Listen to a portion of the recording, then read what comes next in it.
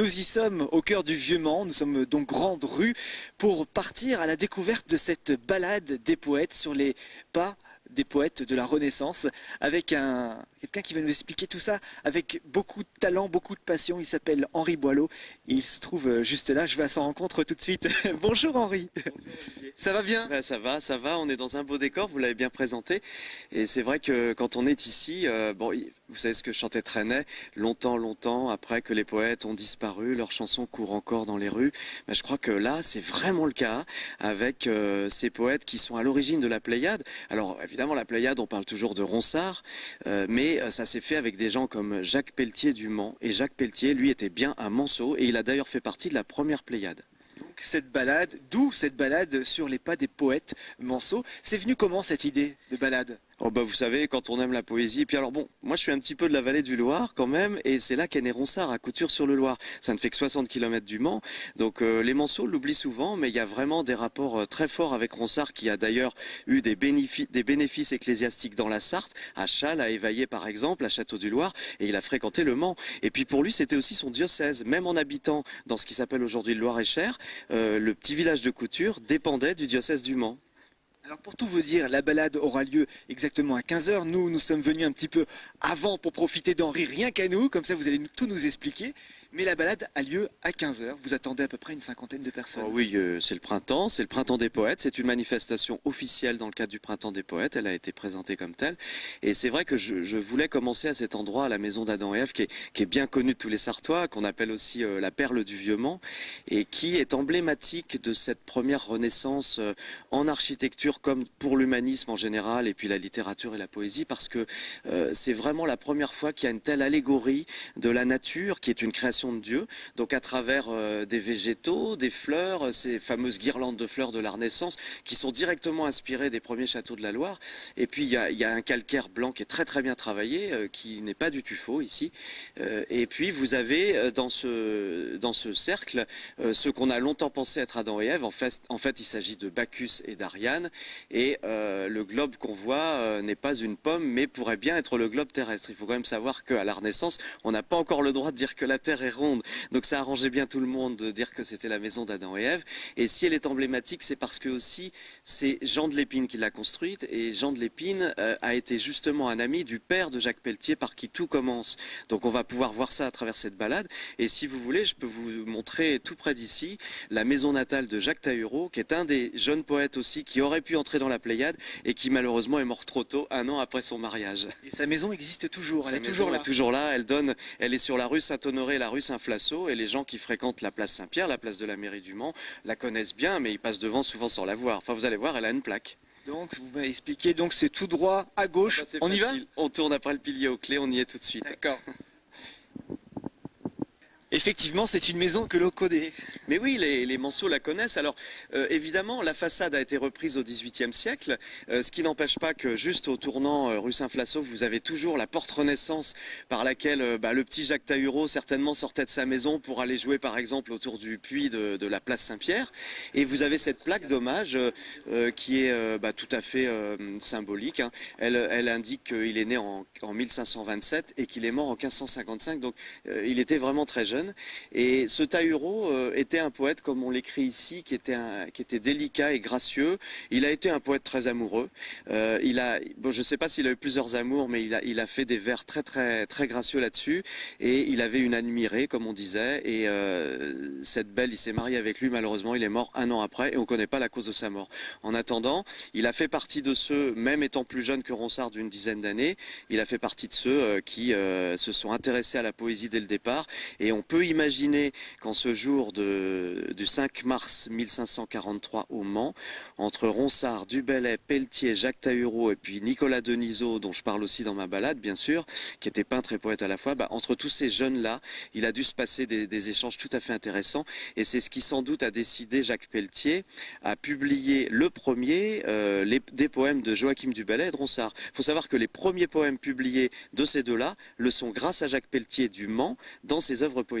Et ça, c'est pas assez connu. Et pourquoi cette date 1543? Qu'est-ce qui s'est passé cette année-là exactement? Alors justement, je vais vous y emmener. On va aller à la cathédrale si vous voulez. Et à la cathédrale, vous avez le tombeau de Guillaume du Bellay. Et c'est autour de cet homme-là que tout se passe parce que Guillaume du Bellay, il meurt en janvier 1543 et il va falloir 2 mois pour organiser des obsèques très solennelles.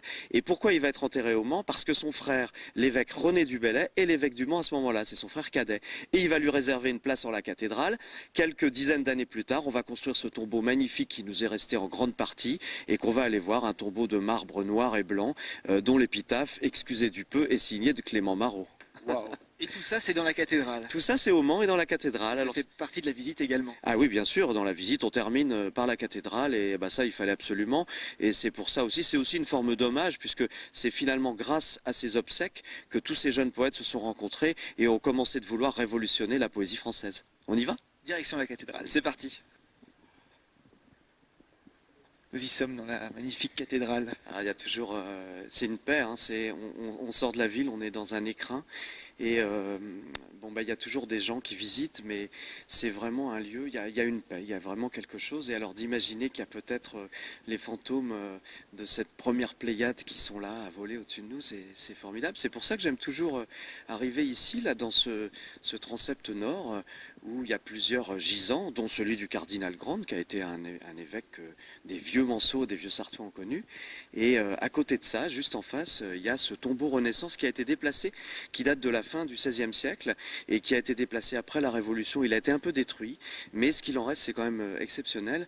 C'est donc ce tombeau marbre noir et blanc et qui nous montre Guillaume du Bellay, par qui tout arrive finalement, puisque ce que je disais, c'est que c'est autour de ces obsèques que vont se retrouver, se rencontrer ces jeunes poètes de la Pléiade, puis qu'ils se reverront après, bien sûr, notamment au collège à Paris. Et bon, bah écoutez, c'était un grand personnage, on peut imaginer, quand on voit que l'épitaphe qui se trouve juste à côté de sa tête a été écrite par Clément Marot. Voilà, alors on peut la lire très facilement. Arrête-toi lisant, ci-dessous est gisant, dont le cœur dolent, douloureux j'ai, le renommé Langeais, qui son pareil n'eut pas, et duquel au trépas jetèrent pleurs et larmes, les lettres et les armes. Et on a aussi quelques traces de ces obsèques qui ont été visiblement fabuleuses. Vous en parlez dans votre livre que vous avez en main? Oui, c'était des obsèques, c'était très très important. À cette époque, la ville du Mans compte 8000, 8500 habitants. C'est évidemment pas beaucoup pour nous aujourd'hui, mais c'est déjà une bonne ville. Et il faut imaginer que 2-3 000 personnes vont arriver dans la ville pour ces obsèques qui sont très importantes. Alors il y a tout le clergé, il y a des évêques qui viennent de partout. Il faut dire que les du Bellay sont des gens très très puissants et qui sont très proches des rois. Et évidemment, bah, la cathédrale va être pleine et je pense qu'on peut dire aussi que ce sont d'abord tous les officiels qui vont remplir la cathédrale, comme si aujourd'hui on avait les obsèques d'un président de la République, on aurait d'abord tous les présidents des autres pays et toutes les délégations. Alors voilà ce que ça pouvait donner. Le spectacle est impressionnant. Plusieurs messagers en armes avancent en secouant des clochettes, suivis par tout ce que le Mans compte d'écoliers et de religieux. Ils sont peut-être 300.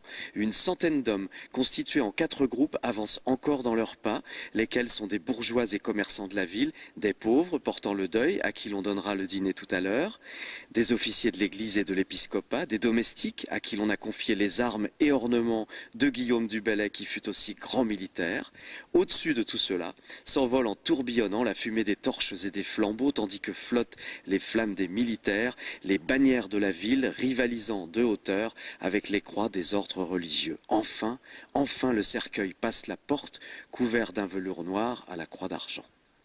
Et ce velours noir était porté par plusieurs nobles de la région, dont le père de Pierre de Ronsard, Louis de Ronsard, qui tenait, comme on dit, un coin du drap mortuaire. Et c'est sans doute pour cette raison que Pierre de Ronsard va être là et va profiter de l'occasion pour recevoir le lendemain, 6 mars 1543, ce qu'on appelle la petite tonsure. On va lui tondre le haut du crâne, et ce qui va signifier qu'il va rentrer dans les ordres religieux sans pour autant être un vrai prêtre, mais ça va lui garantir pendant toute son existence des bénéfices ecclésiastiques qui vont lui permettre finalement d'écrire de la poésie sans se soucier du lendemain.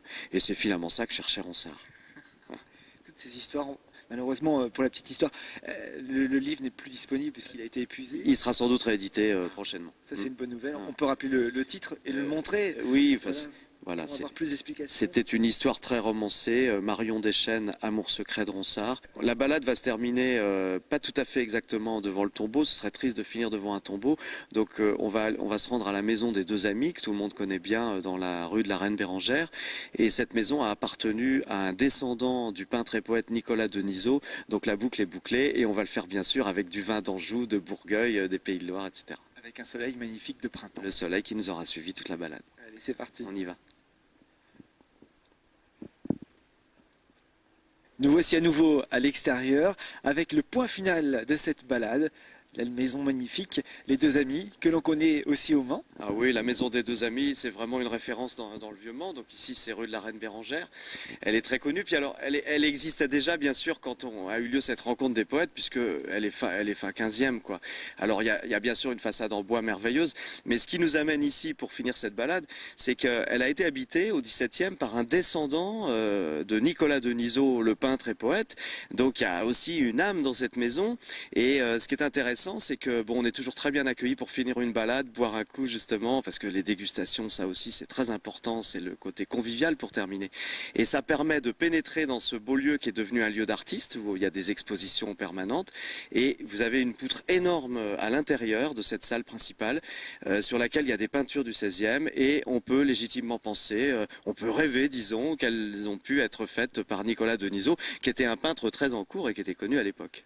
On peut vous poser des questions pendant des heures et des heures. Le mieux, c'est de participer à cette balade. Pour aujourd'hui, évidemment, c'est trop tard, mais est-ce qu'il y en aura d'autres organisés dans les semaines qui viennent? Je pense que ce sujet est tellement intéressant et à chaque fois que je fais des visites sur ce thème de la Pléiade et de Ronsard, j'ai des nouvelles choses à raconter, je découvre moi-même des choses, on n'a jamais fini d'apprendre. Donc je vais reproposer cette balade au printemps à nouveau, sans doute courant avril. Il suffit que les gens se tiennent au courant.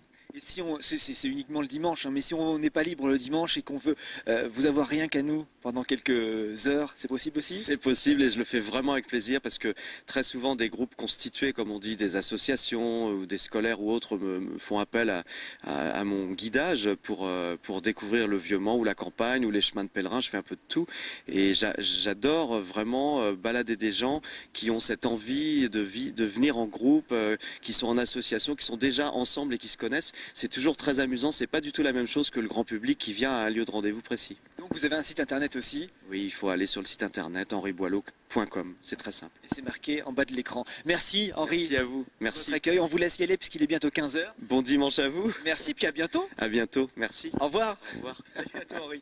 Moi je continue par là-bas. Au revoir.